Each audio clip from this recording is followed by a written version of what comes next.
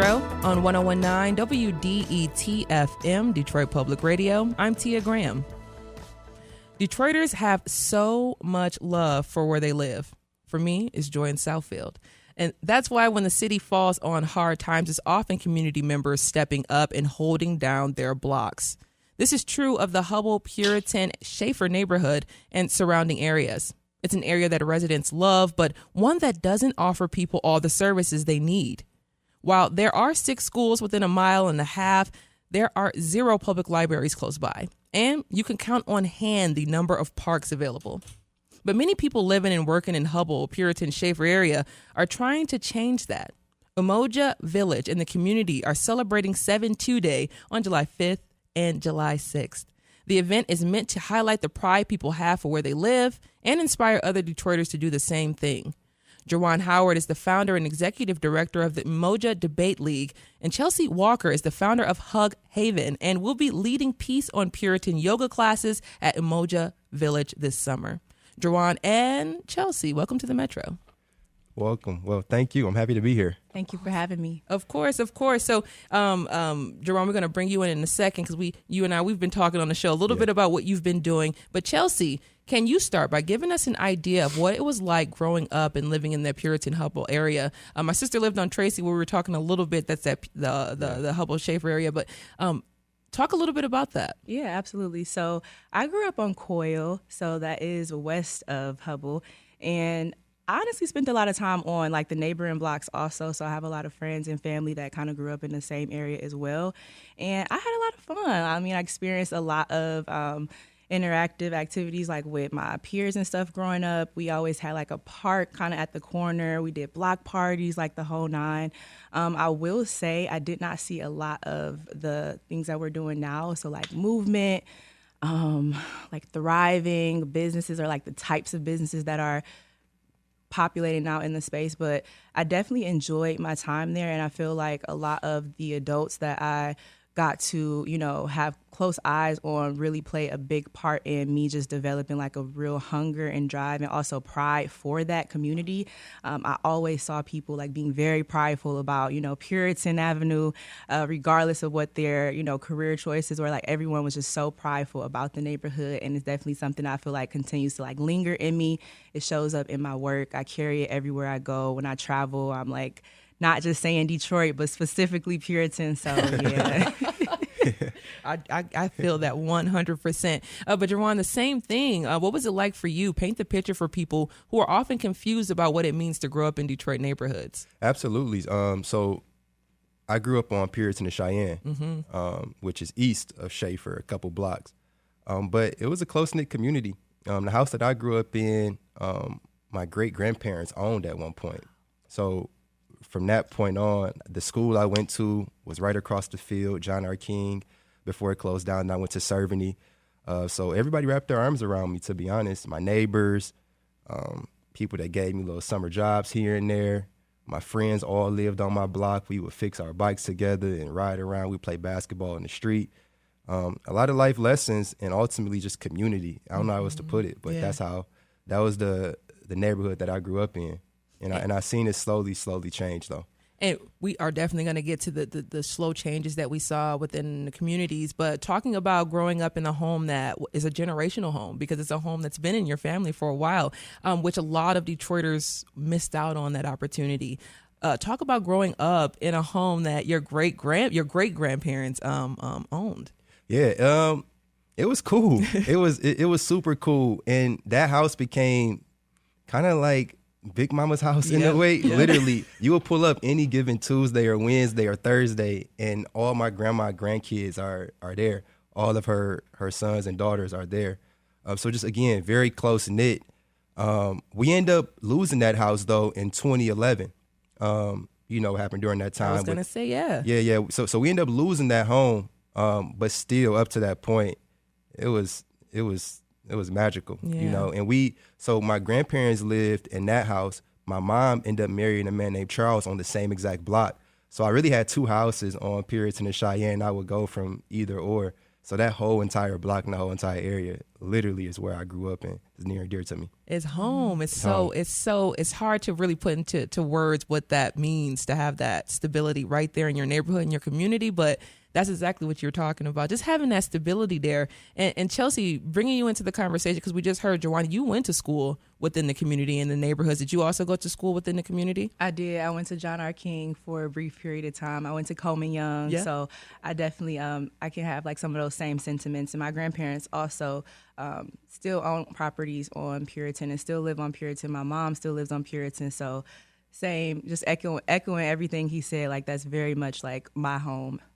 And want to stick here for a moment because we were talking about just like, losing the homes and what it means to actually lose those generational spaces and places within the city of Detroit, which is really, really hard. And when we talk about the renaissance of the city and not seeing some of those homes reverted back to where they, supposed to be or who their original owners were. Chelsea, we're going to start with you and talk about some of the things that you've seen as you were growing up, the changes you've seen in the community, especially within the neighborhoods. Absolutely. So on Coyle specifically, at one period of time, there were pretty much thriving homes, like from like literally every single block, from Puritan all the way down to McNichols or 6 Mile. So over time, I saw like the value of a lot of those homes start to deteriorate. And one of my neighbors, who I pretty much call like my aunt, she stays directly across the street from my grandfather. And she was the first person that I saw up close actually step into a space of prioritizing investing. And so this whole concept of like buying the block, that was the first person I saw doing that, and I saw it young. And like when I tell you, every couple months she would have another home on her portfolio. And it wasn't just out of a space of wanting to like acquire more wealth. I'm sure that was part of it, but also to like creating opportunities for people to be able to position themselves and get into like their first home if they didn't have the resources to do that, like kind of like straightforward or typical way that you would go about it. So it's something that, again, like I took pride in being able to witness firsthand, being able to go and like ask questions about how to do something similar when I get to when I got to the point where I could do something similar to that. And it's definitely been refreshing to know that a lot of the narratives that are being told about what that community looks like is not necessarily true. Like there's some truth in it, but I know that like my story is so different. So it's pretty much like what charges my passion to like tell that story. You know what I mean? I love that you brought that up because that is something that we often think about when we hear Puritan. Your mind doesn't necessarily go to the way that you both are describing the community and neighborhood. Jawan, same thing for you. You were talking about how your family did lose the home in 2011. What did that community start to look like when you started to see those homes being lost? Yeah, you seen homes that were once, thriving to some extent. Folks owned them, and they were keeping their grass cut. It was a sense of pride, almost who had the best yard on the block. Yes. And that means something on the block in Detroit. It's pride there. There's stability there. There's a sense of ownership. After we lost that home, I started to see like the ripple effect of that. We weren't the first, house that went abandoned. I still would ride past and stuff too, but you start to see others just slowly pop up and become abandoned and things like that. And I think, to some extent, the identity of the neighborhood, they start to take on that identity of the abandoned homes and everything else. You start to see more blight pop up. Commercial corridors started to look a lot different. So it just slowly shifted. And I think narratives are important. And once I came of age, like, let's get to work. We can make this whatever we want it to be. And that's kind of what we've been kind of striving to do. You're listening to The Metro on WDET. I'm Tia Graham. My guests are Jawan Howard, founder of the Umoja Debate League, and Chelsea Walker, a yoga instructor and founder of Hug Haven. Right now, we're talking about just the community that is the Hubbell-Puritan Schaefer neighborhood and the changes that we've seen, but also the improvements that are being made due to young folks just like you both. So I do want to talk about how you two linked up in the first place. Was it at elementary school, like you said? Did you guys know? No, it wasn't school. It was honestly through like Puritan pride. I think I might have like posted something in relation to like being from Puritan, and it was like, oh, me too. I remember I saw the very first 7-2 day, like content around that celebration on social media, and I had never saw anything like that. Like, I kind of felt a little ashamed, like, wow, I'm like, this, I'm from Puritan, right? But I've never actually like got my hands in and like created something to celebrate and highlight and improve the community that I'm from. So when I saw it, it might have been like July 5th, like it had already happened. And I was like, oh my goodness, this is so amazing. I definitely want to be involved. And so that just kind of like started to like spark synergy and conversation exchange. And it just kind of has evolved from there. And talk about working with Chelsea and what she's been able to bring to the Umoja family. Absolutely. A whole new perspective in terms of the wellness space. I know what I'm good at. I know what I'm not good at. and that is not my strong suit at all. But when we first linked up, it was a collaborative spirit. We understand we're both from the same area. We understand that the narratives around this area. What can I do to contribute to the mission? And I learned about what she do, and she came out. She did a couple classes for us. And from there, we just began to build and continue to build for Puritan. So it's always good, again, like she's always willing and ready to help out, you know what I'm saying, and contribute to what the collective goal is at hand, which is making Puritan better while changing the narrative about what it represents. And before we go to a quick break, because I do want to get into what you all are actively doing right now, the grassroots work that you both are doing on the ground to make sure that people not only understand the narrative and the story, the important stories behind the community, but the work that you all are doing to bring people together. So right now we're speaking with Jerwan Howard and Chelsea Walker, two native Detroiters who grew up in the Puritan Hubbell-Schaefer neighborhood, and they are both working to help where help has long been needed. And when we come back, we'll continue our conversation with Jerwan and Chelsea. This is the Metro. You all stay right there.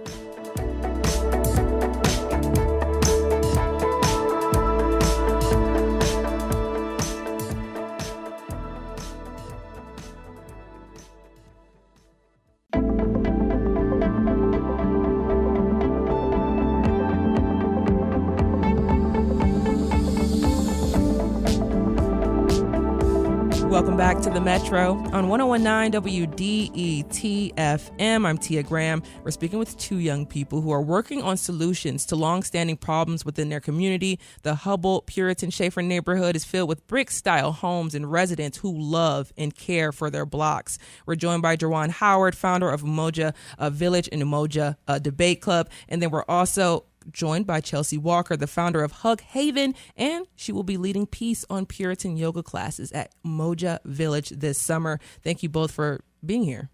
Thank you for having me. Of course. So, Jerwan, we're going to start with you because you've been on the show with us before, and you talked about Umoja Debate League. You had the kids in Ghana. You guys were doing big things in Africa. Can you talk to us a little bit about what you've been up to with the Debate League? Yes.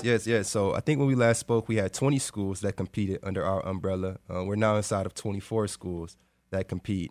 We just finished up our season, which ended June 7th. And we crowned Henry Ford High School as our high school champions. They two-peated. Yep, they came back. And then Emerson Middle School as well.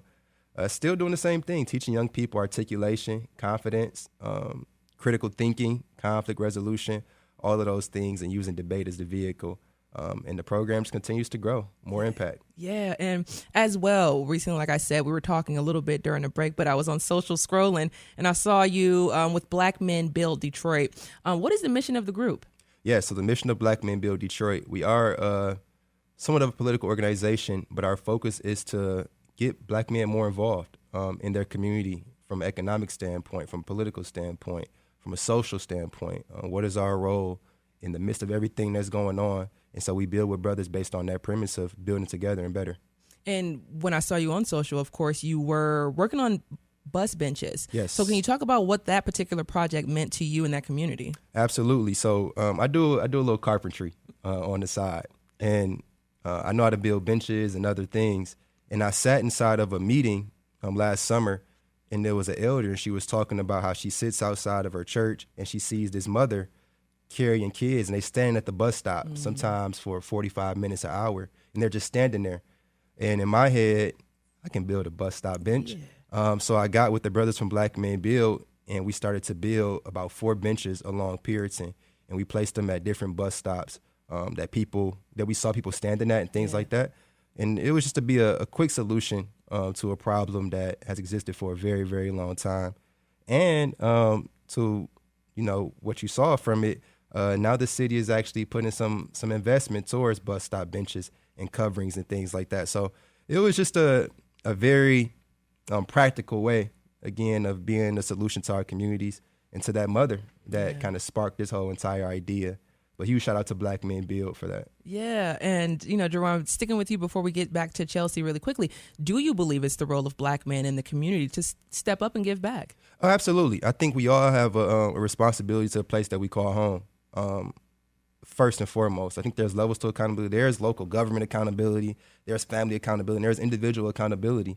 Anything that exists within our community, we have either some direct or indirect action that we have to take. Yeah. You know what I'm saying? If we don't take the action, again, indirectly, something will happen as a result of it. So yeah, I think it's a huge responsibility of ours to do that. And I think that once we begin to do that more, everything else will kind of fall in line the way it's supposed to. Yeah. Yeah. And Chelsea, I do want to get into Peace on Puritan. What do you have in store for the community, especially when we talk about those Umoja Village classes that are coming up? So Peace on Puritan initially started off as an event, if you will, that I really wanted to kind of like do a case study to see what the response to it would be. And now we're on year 3 of a collaborative partnership. So essentially what it is a community movement series.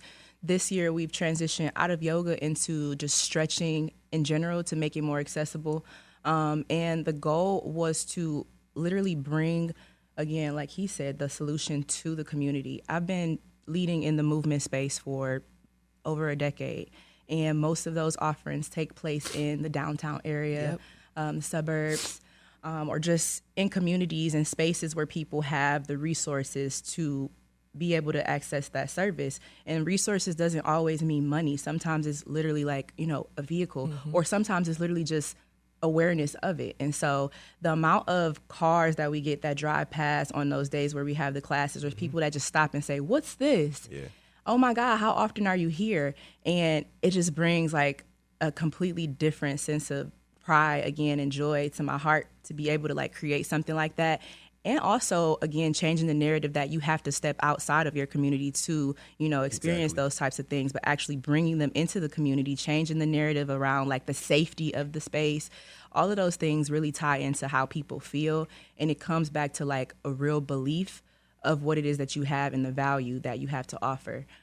It's been literally like my favorite offering. And I do a lot of things in the movement space. I travel across, America offering these different things. But that particular class is nothing like it. I didn't see that growing up, ever. I never saw people prioritizing movement in that way. I never saw people having conversation about health and wellness and, taking action. It's easy to say what we don't have access to, but how many people are actually saying, okay, let me go out and learn how to do this thing. Let me see how I improve and grow from it, and let me take it back to my community and not, keep it in a selfish way and say, well, I've learned it. I'm going to continue to do it, make money from it, but I'm not going to take it back to the people who really need it. So that's really been like something that I want other people to be inspired by and bring to their communities too, outside of Detroit, outside of Puritan. I mean, just thinking to myself and hearing like yoga on Puritan already just perks something up inside of me as well. Doesn't it? It sounds so cool at the same time, but it does sound crazy. As a person who grew up here, it's just like hearing like Peace on Puritan. It's boom. Like yes, exactly. Peace on Puritan. Yes, but peace. That's the point of it, to change the narrative surrounding Puritan and Hubbell and Schaefer and that whole community, honestly, which continues to thrive. Chelsea, just sticking with you for a moment though, because you make sure to focus in on mental health, especially within the Black community. You had personal losses that led to you to focus and go this way within your career. Can you talk about how you have conversations or bridge those conversations when we talk about fighting invisible battles that no one else is seeing that we're fighting? Absolutely. So the Hug Haven is a nonprofit organization that I have also. It is a support group for people navigating grief and traumatic experience. Grief in all its modalities, whether that's physical loss of income, identity crisis, all of those things can, show up and pretty much be examples or different experiences of what grief looks like. And I did have some experiences in my life that really shifted the way that I operate and honestly shifted like my mental health drastically. And as a leader, as much as I did not want to be the champion spokesperson for grief work, I knew that I had to be. I knew that my vulnerability and transparency was a strength, and that people really could benefit from having a community, a familiar community that they can access. So I lost my best friend and my godson in 2022, and my grandmother, all Puritan natives. Oh, so my best friend actually lived on Puritan a couple blocks down from my grandmother's house, so that's where I met her. And those losses shifted my life in a major way. I had never experienced grief in that capacity prior to that, and so that year was literally just kind of like back-to-back experiences of it. And I felt really swallowed by the heaviness of it, and I realized that what served me most was community. Community is like the most underutilized resource, true community. And sometimes it's literally just sharing space. So the Hug Haven literally is that space for people to share their experiences, connect, build, grow, heal in a non-judgmental way. And also it helps to educate people on the fact that we all will experience some form of grief. That's like a shared experience globally. All living things will experience grief. And so understanding that truth, preparing yourself on how to navigate through it, understanding that there are resources for you is something that keeps you in a sense of control and empowers you to be able to navigate the different emotions that come up as a result of grief, but also keeps you in a space of being accountable to still thriving and allowing yourself to find joy again and allowing yourself to be at peace and all of those things. And it's definitely something that's been very transformative again for not only the Detroit community, but everybody. It's not something you see very often. Usually you get your condolences right after the physical loss of somebody, and then that's it. Yeah. And the real work typically happens way after that. You know what I mean? Just briefly, if we can, just talk a little bit about that. Because oftentimes we see people send prayers, or that's about it. And then it's just like I always think to myself, what is the sending prayers going to do after that person sitting alone in that grief? So can you just expand on that a little bit? Yeah, it's not a knock to people giving their condolences and prayers, because most of the time we don't know how to respond to something like that. You know what I mean? It's like, what do I say? Do I not say anything? Is this the right thing to say? It's a lot of unknown around how to approach grief. So the Hug Haven is not only a space for people who are navigating grief to have community, but it's also a space to just really kind of like open the conversation about grief, so that it's not like this elephant in the room or something that you're avoiding or, nervous to talk about, because it's inevitable. It's a part of our existence. So honestly, just keeping people content with the reality of that. Yeah. We're talking about the work being done in the Hubbell-Puritan Schaefer area. Our guests are Jawan Howard, founder and executive director of the Umoja Debate League. Chelsea Walker is the founder of Hug Haven. Jawan, we're going to bring you back into the conversation because we're talking about things that are happening within the area. You have Hug Haven. We have so many other things with the Umoja Debate League, but you also have a book club coming. A bookstore opening up, Howard Family Bookstore. Talk about the need for the bookstore. Oh, it's a huge need. So it sits at the corner of Puritan and LaShore, 13803 Puritan. Don't hold me to the date, but we're looking at a mid-August, late August grand opening. Nice. And this is 1 block away from Umoja Village. An alley connects Umoja Village to the bookstore, so it's a full-blown experience, pretty much, is what we're kind of cultivating over there. But I think it's super important. For some reasons, many of the businesses that come to neighborhoods are the same type of businesses. You might get a food spot here, things like that. But a bookstore, I think, is super duper important. Considering the literacy rates of Detroit, for one, considering that there are 6 schools within a 1.5 mile radius of that address, so kids interact with it all the time. Yeah. And this was a sitting building. It was vacant for 25 years. So prior to me purchasing it, in my lifetime, I've never seen it active. So just to see that whole process, I think kids walk past all the time. They know that it can be done. That's really, really important for people to understand. Like, these buildings that are here, they can be active. It can be whatever you want it to be. You can use your imagination to activate it. So just those few things in itself. And then the pride is going to bring to the neighborhood. A bookstore is a space of learning. You know what I'm saying? A space of intellectual thought and innovation, all those things. I hope that bleeds into the community. I hope the books and the author talks and everything else that we have there spark some ideas about what that area can become. I want that to be the launch pad, to be honest. That's what I envision this being, the launch pad for ideas and everything else that'll trickle into not just Puritan either. I think the conditions that make Puritan exist on Joy Road. They exist on Finkel. They exist on Van Dyke, all throughout the city. And taking even further in Black Chicago and Black Atlanta. Right, this is something that is much bigger than just Puritan, but Puritan can be the blueprint of what revitalization by the folks that live here and that are from here looks like. So that's the overall goal for the bookstore, and I hope that the narrative shift takes place as a result of it. And when we talk about the bookstore, we talk about just the pride of having something like that in the community. And number one, you're crafty. So are you building in there? Yeah. Oh, I figured as much. I figured you were in there building. Yeah. But then number two, just talk about the importance that, you highlighted literacy, because the literacy rates right now in the city of Detroit are really, really unfortunate. Yeah. And we're really looking forward to seeing them improve very soon. So talk about how this can be one of those little pillars to help improve literacy, especially within that community. But like you said, and kind of expanding and spreading out. Yeah, we're going to make this cool. This is going to be a cool bookstore. I think the program is going to reel young people and their parents in. We're going to do things like how to build your own comic book workshop, how to become an author workshop, reading sessions with the kids, fun things that'll reel them in and make them fall in love with books. When I was younger, it was fun things that made me want to continue to read more and more. We got to get back to that.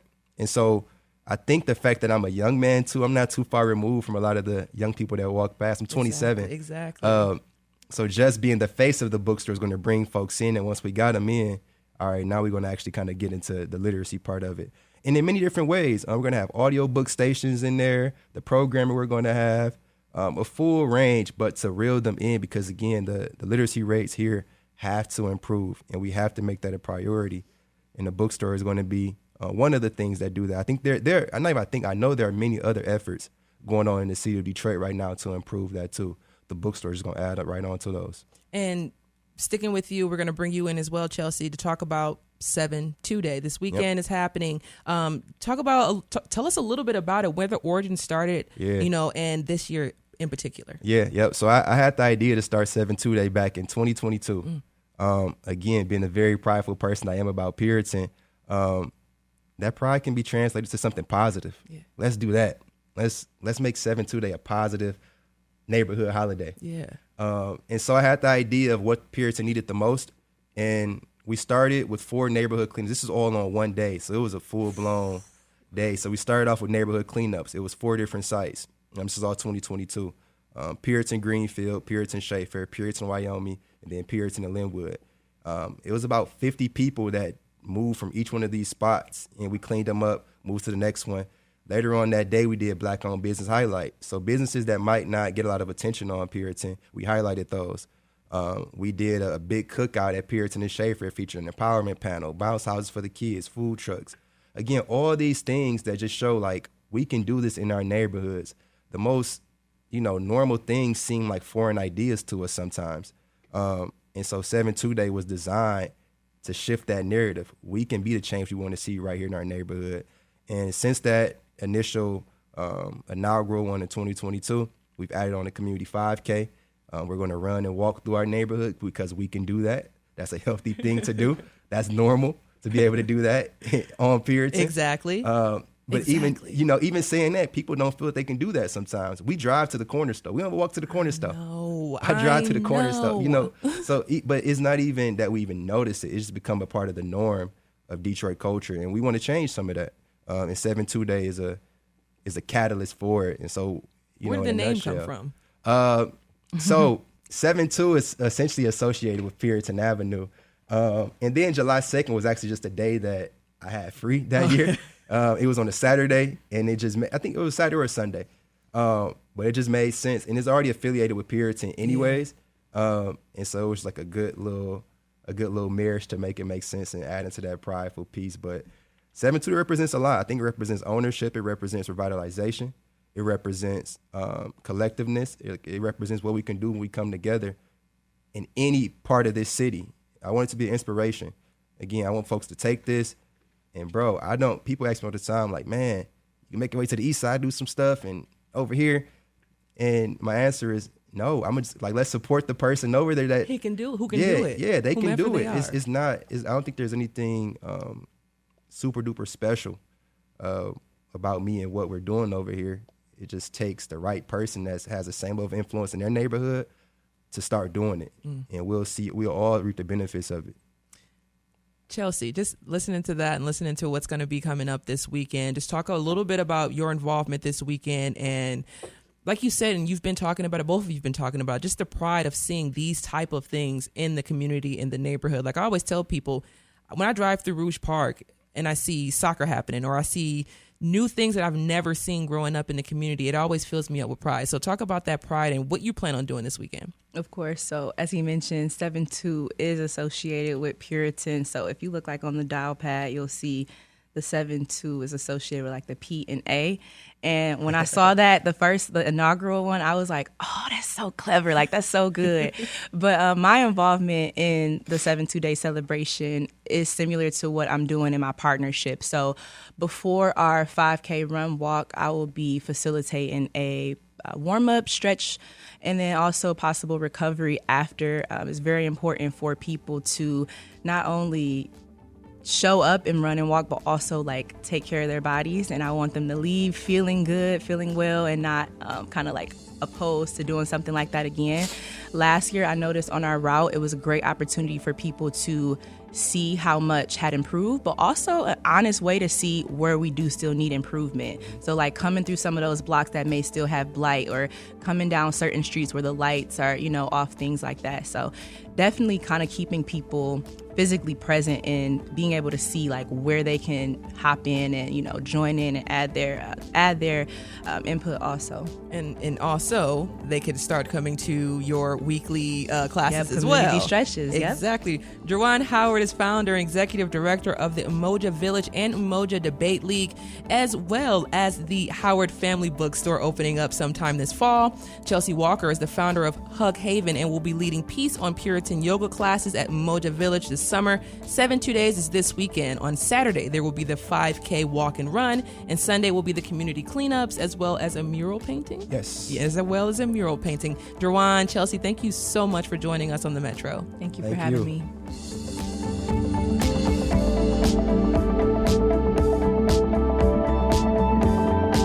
Coming up, we'll continue our conversation about reimagining what Detroit neighborhoods could look like with Lauren Hood, a professor of the Institute of Afro-Urbanism. You all stay right here. This is the Metro.